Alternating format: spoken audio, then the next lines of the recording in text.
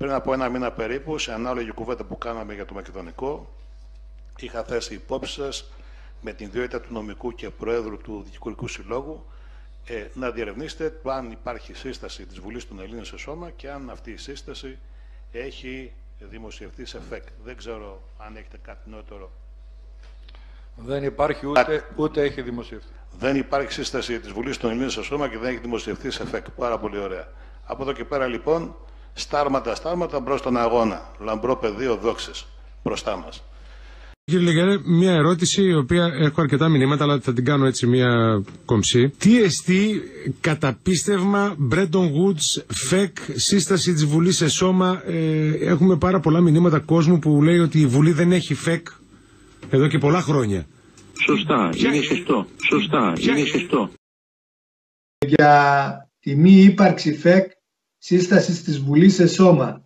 Ενώ έχουμε διάλυση της Βουλής προκειμένου να πάμε σε εκλογές, δεν υπάρχει ύπαρξη ΦΕΚ για σύσταση της Βουλής.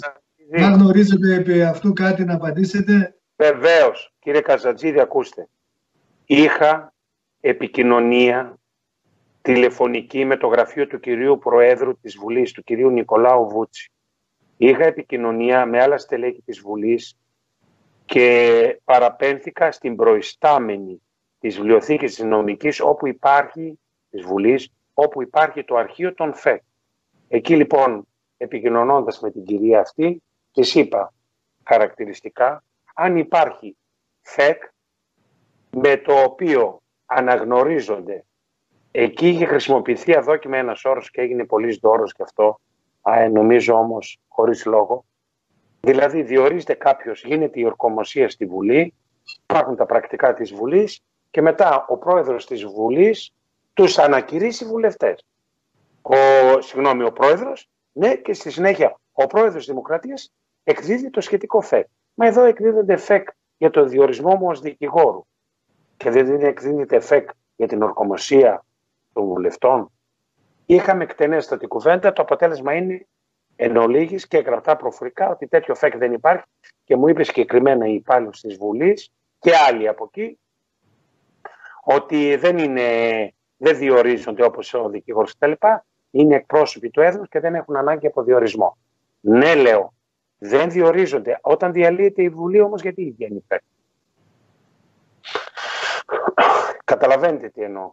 Και λέω παράνομη γιατί δεν έχει ΦΕΚ σύσταση της Βουλής από το 1989 και μετέπειτα. Δηλαδή δεν υπάρχει σε φύλλο εφημερίδας της κυβέρνησης να μας δώσει τον ακριβό αριθμό των βουλευτών, σε ποια περιφέρεια, σε ποια έδρα εκλέγονται, με πόσους ψήφους. Υπάρχει μόνο, όσο και αν ψάξαμε, διάλυση του σώματος της Βουλής, αλλά δεν υπάρχει φύλλο ΦΕΚ σύστασης της Βουλής σε σώμα. Και γι' αυτό σας είπα ότι πρόκειται καθαρά για μια παράνομη Βουλή. Επειδή μίλησε και για τη σύσταση της Βουλής σε σώμα, ξέρετε γιατί δεν γίνεται? Ένας από τους λόγους. Γιατί σε μια σύσταση της Βουλής σε σώμα που θα βγει σε ΦΕΚ, σε φύλλο εφημερίδας της κυβέρνησης, δίπλα από το κάθε όνομα έχει και τον αριθμό των ψήφων. Το ξέρετε ότι μέσα στο κοινοβούλιο υπάρχουν βουλευτές με 160-150 ψήφους? Το γνωρίζετε? Είναι τόσο γελίο. Και να σας το αποδείξω λίγο απλά. Το πρώτο κόμμα παίρνει 50 ψήφους. 50 έδρες δώρο. Σωστά? Δώρο, 50. Δεν ξέρω ποιος τις δωρίζει, Γιάννη. 50 έδρες είναι δώρο. Και αν μαζέψεις και όλους τους ψήφους που παίρνει από τα μικρά κόμματα που δεν παίρνουν στη Βουλή, πάνε άλλες 30 συνήθως. Άρα έχει 80. Ρωτήσατε ποτέ που πάνε αυτές δώρο? Πάνε. Στο πρώτο κόμμα λέμε ποιος τις παίρνει? Τις παίρνουν κάποια πρόσωπα. Αυτά τα πρόσωπα είναι η τρίτη, η τέταρτη, η πέμπτη υποψήφοι, οι οποίοι δεν εκλέχθηκαν. Ο πρώτος είχε 8.000 ψήφους, μπήκε, ο άλλος είχε 4, μπήκε, ο τρίτος είχε 500, μπήκε και αυτός. Ο τέταρτος είχε 100 ψήφους, μπήκε και αυτός. Έχεις άτομα μέσα στη Βουλή με 162 ψήφους. Υπάρχει κάποιος εχέφρον άνθρωπος σε όλη την ελληνική επικράτεια να πιστεύει, γιατί δεν ξέρει, να νομίζει ότι μέσα στην Ελληνική Βουλή με 300 βουλευτές, με τόσες παρατάξεις και τόσα κόμματα, τόσοι άνθρωποι, ένας βουλευτής έχει ένα ιδιαίτερο γραφείο, έχει άλλους 4-5, υψηλόβαθμοι αξιωματούχοι στην αστυνομία. Όλοι στον Άριο Πάγο και σε όλα τα δικαστήρια αυτής της χώρας. Υπάρχει κάποιος Έλλην άνθρωπος να νομίζει ότι δεν γνωρίζουν όλοι αυτοί οι παράγοντες, συν τα πρακτοριά όλα, συν οι ξέρεις υπηρεσίες, συν οι πρεσβείες, ότι δεν υπάρχει ΦΕΚ και νόμο κύρωση της Βουλής σε σώμα? Έχετε καταλάβει ότι ο βουλευτής είναι μέσα σε νόμους και ΦΕΚ κάθε μέρα? Η δουλειά του είναι αυτή.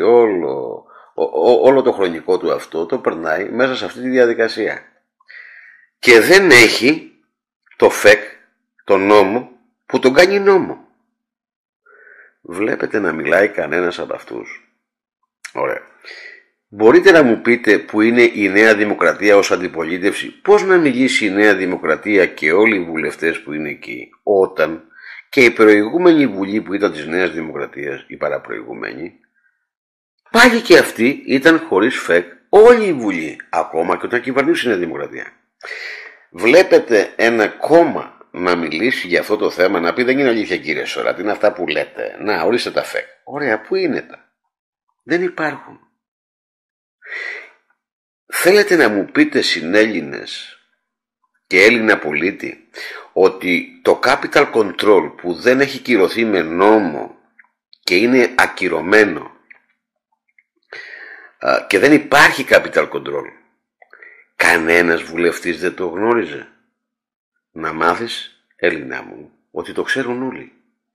Όλα τα κόμματα ξέρουν και όλοι οι βουλευτές των κομμάτων. Πάρτε όλους τους συνδυασμούς και όλες τις παρατάξεις. Γνωρίζουν όλοι. Δηλαδή θέλετε να μου πείτε ότι η Χρυσή Αυγή δεν το γνωρίζει? Δεν το γνωρίζει, ωραία. Και τώρα που το γνωρίζει τι είναι? Έχουν επιτελεία όλα τα κόμματα. Έχουν νομικές υπηρεσίες. Έχουν τα πάντα. Μα είναι ήδη στην Βουλή. Έχουν πρόσβαση ανά πάσα ώρα και στιγμή σε οποιοδήποτε νόμο που αυτοί ψηφίζουν ή που έχει ψηφιστεί. Και φαίνεται μόνο σε ΦΕΚ. Φαίνονται νόμοι και το Σύνταγμα του 1835-1336 και με εκείνους τους νόμους ακόμα είσαι λέω Θεού γάμο το κεράτο μου. Είναι δυνατόν να αντιλαμβάνεσαι συνέλληνα ότι τα κόμματα της αντιπολίτευσης και οι βουλευτές που είναι στην Βουλή ως αντιπολίτευση δεν γνωρίζουν ότι δεν έχουν ΦΕΚ σύσταση σε σώμα? Και πώς συμφωνούν να είναι εκεί μέσα?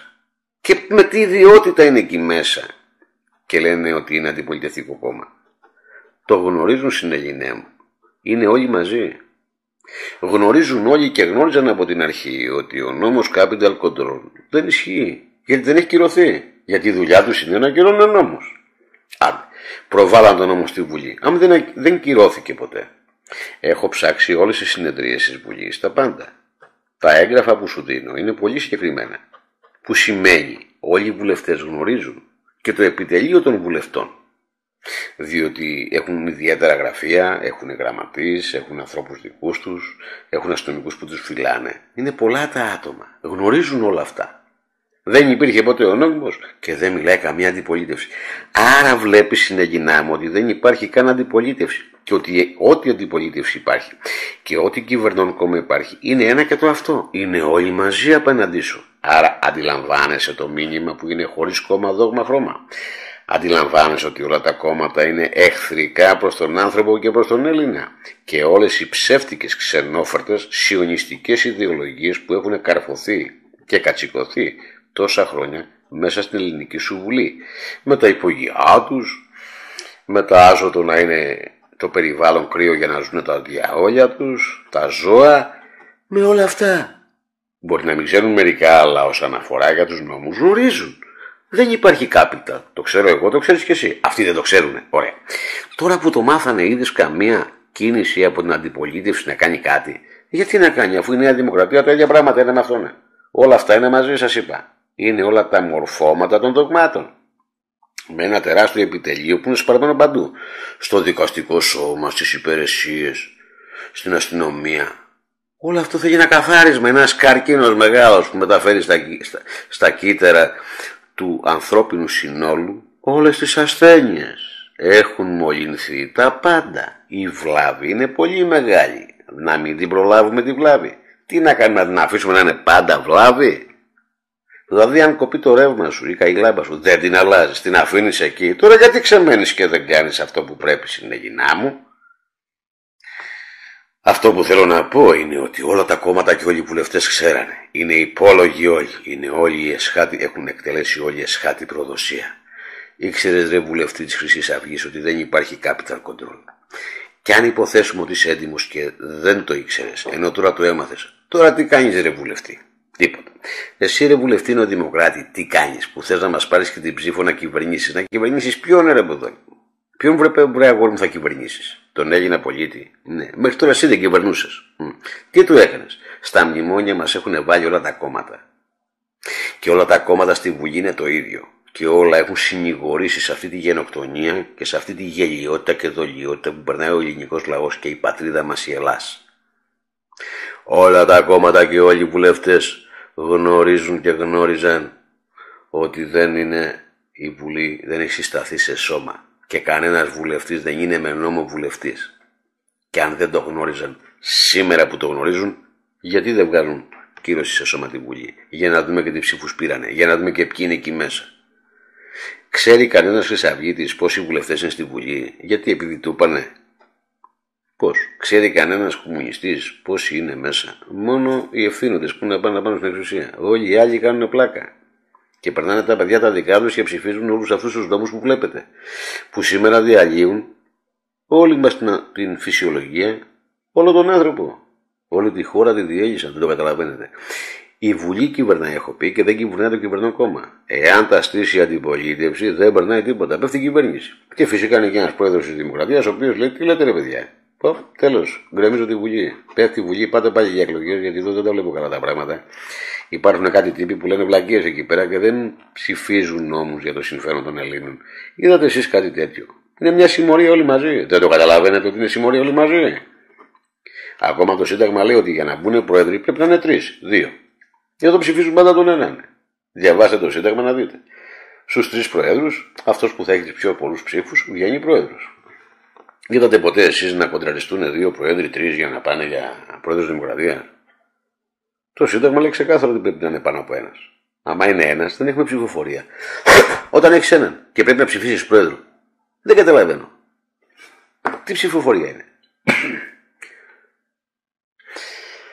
Είναι χιλιάδες τα κενά που πρέπει να καταλάβεις, συνεγινά μου. Αυτό όμως που θέλω να καταλάβεις είναι ότι όλα τα κόμματα, όλα, μικρά, μεγάλα τα πάντα, ξέρουν.